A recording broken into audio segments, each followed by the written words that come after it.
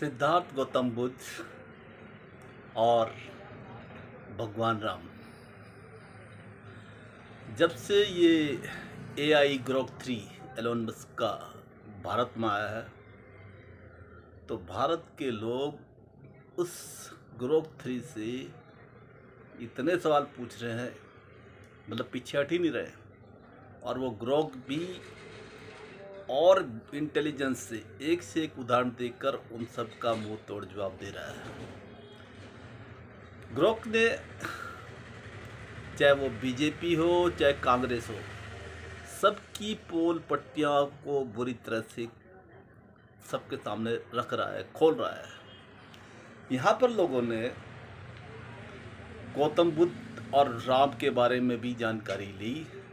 Grok ने स्पष्ट रूप से कह दिया कि गौतम बुद्ध और महावीर जैन यही ओरिजिनल हैं, इन्हीं का ही वहाँ पे इतिहास मिलता है, इन्हीं की हिस्ट्री मिलती है। और राम जो है पौराणिक है, मतलब कहानियाँ हैं, उपन्यास है, और वो उपन्यास है, इस बात को उसने उदाहरण दे देकर समझा दी है। सारी किताबें निकाल ली हैं कि कौन सी किताब कब लिखी गई थी। जो पाली में थी पाली वाली निकाल दी गई है, और जो वाल्मीकि ने लिखी या तुलसीदास जिसने लिखी, सारी किताबों का उदाहरण खोल खोल कर वो लोगों को सामने रख रहा है। अब भगवान राम जो था, एक उदाहरण उन्होंने दिया कि भगवान राम एक राम पंडित था, लखन था, और उनकी बहन सीता थी। और ये कहानियाँ बच्चों के लिए बनाई जाती थी, और वो भी थे वहाँ पर बनारस में। वो अयोध्या में नहीं था, वो बनारस में थे। और यहाँ पर सीता को इन्होंने उसकी वाइफ बना दिया, जहाँ सीता उनकी बहन थी। तो बहुत कुछ उलट पुलट करके रख दिया इसमें। गोरख का कहना यह है कि सारी कॉपी एंड पेस्ट कर दिया, सारी नकल करी हुई है। सब गौतम बुद्ध की जो जितनी शिक्षाएं बुद्धिज्म से, सारी वहाँ से चुरा रखी हैं।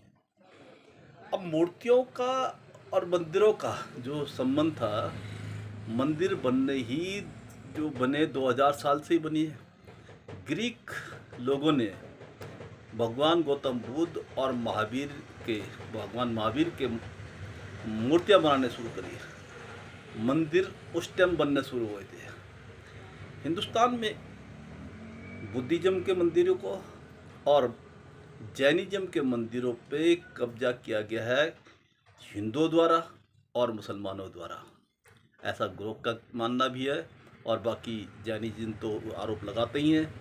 भारत में जो बुद्धिज्म में जो हैं इस महायान और जो नवयान नाम से डॉक्टर भीमराव अम्बेडकर ने जो खोला था, उनका यही दावा उसमें रहता है, और उनके दावे को प्रूव कर रहा है, उनके दावों को प्रूव कर रहा है ग्रोक 3। तो सबसे बड़ी बात ये भी आती है, जो भारत में जो है पुरोहित लोगों ने जो जाति प्रथाओं को जो यहाँ पर जन्म दे रखा है।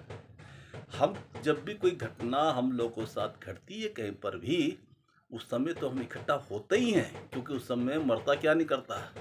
लेकिन जब लोग बोलते हैं हिंदू इकट्ठे हो जाओ, तो उस टाइम ये सोचना बहुत ज़रूरी है कि जो बोल रहा है हिंदू इकट्ठे हो जाए, कि वो हिंदू पिछड़े क्यों थे। उन हिंदुओं को टुकड़ों टुकड़ों में करने का किसका हाथ है, ये बहुत जड़ में जाना पड़ेगा। और अगर आपके अंदर हिम्मत है उनको एक साथ करने की, उनको गले लगाने की, तो सारी बातें समस्याएं ख़त्म हो जाएंगी। आप उनको गले लगा लीजिए। जहाँ तक भगवान गौतम बुद्ध का के साक्ष्य मिलते हैं, प्रूफ मिलते हैं, हिस्ट्री मिलती है, इतिहास मिलता है, जैन का भी मिलता है, राम का नहीं मिलता। अगर राम का ना भी मिलता हो तो क्या फ़र्क पड़ता है, राम को निराकार रूप में पूजा कर लो आप। महात्मा गांधी ने तो कहा भी था, महात्मा गांधी ने एक बार ये कहा था कि मेरा राम वो दशरथ वाला राम नहीं है, यही 5 तत्वों से बना हुआ पूरी प्रकृति ही ये मेरा राम है।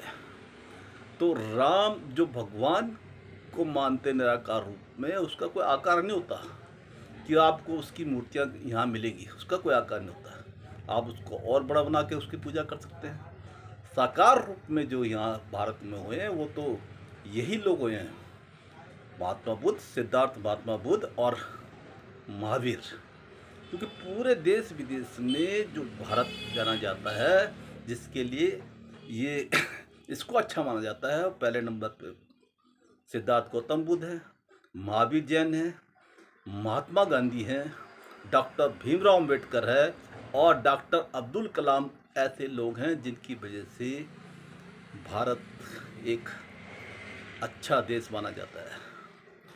तो ऐसे में पॉलिटिकल जो प्रेशर होते, पॉलिटिकल जो बातें हो जाती हैं, कुछ गड़बड़ियाँ हो जाती हैं, उसके बाद पहले कांग्रेस फिर बीजेपी आई। कुछ बातें अच्छी भी हुई, मोदी जी ने बहुत सारी बातें अच्छी भी करी, लेकिन हिंदू राष्ट्र बनने ये मुश्किल लग रहा है, क्योंकि बौद्धों के साथ इस टाइम कुछ हिंदुओं को छोड़ दे, और कुछ हिंदुओं में भी बहुत सारे लोग हैं जो वहाँ पर अंदर से दिल से उनके मेडिटेशंस भी करते हैं। उनकी यहाँ जो दूसरी चीज़ें हैं, पूजा अर्चना वगैरह, उनको भी उन्होंने अडोप्ट कर रखा है। तो ऐसे में ये मुश्किल है कि आप हिंदू राष्ट्र की तरफ अग्रसर हो गए हैं। बौद्ध राष्ट्र की ज़्यादा संभावना लगती है। तो हम इस बात को ये कहना चाह रहे हैं कि ये जो झगड़ा है, इस झगड़े को ख़त्म करें। अगर हिंदुस्तान में, इस भारत में अगर आप उन्नति देखना चाहते हैं, क्योंकि जो देश विदेश में जहाँ पर भगवान को नहीं मानते, वो कंट्रीज तो बहुत ज़्यादा डेवलप हैं। चाइना को देख लो, जापान को देख लो, थाईलैंड को देख लो। बुद्धिज़्म पूरे प्रत्येक के नसों नसों में फैला हुआ है। विदेशों में जहाँ खुदाई होती है, वहाँ भगवान गौतम बुद्ध की मूर्ति मिलती है। बाकी तो जो आप कहते हैं कि यहाँ के हिंदुस्तान के लोग कि वहाँ शिव का वो मिल गया, भाई वो कब मिला था? इतिहास कहता है कि 2000 साल पहले ही तो मूर्तियाँ वगैरह बनने शुरू हुई। तुम कब की बात कर रहे हो? तो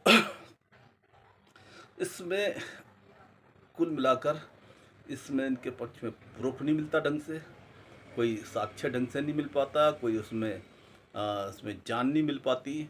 और जिस वजह से हमारा जो भारत देश है, जिसने प्रोग्रेस करनी थी, वो एक होकर जो प्रोग्रेस करनी थी, वो अलग अलग कट कर हमारे देश में उस प्रोग्रेस को नहीं कर पा रहे हैं। तो सबसे बढ़िया बात यह है कि आप एक हो जाएं, क्योंकि हमारे अंदर खून सबका एक है। और जो नया राष्ट्र बने उसमें सबके बारे में देख लिया जाए, वेद के बारे में भी देख लिया जाए, उसमें कोई दिक्कत नहीं है। जो पुरोहित जो पूजा पाठ करते हैं उनके बारे में भी विचार कर लिया जाए। और जो ये हमारे नवयान शाखा के जो लोग हैं, उनको भी गले लगाए, तो हम एक आगे बढ़ सकते हैं। ये मेरी पर्सनल राय है, पर्सनल मेरे विचार हैं। आप लोगों का इसमें क्या राय है? आप अपने विचार मुझे रख सकते हैं, और फिर हम आगे द्वारा से इसमें बातचीत करके, हो सकता है कभी धीरे धीरे करके सभी लोग इस तरह बात करें और हम एक डिसीजन पर निकलें। सर नमस्कार, धन्यवाद।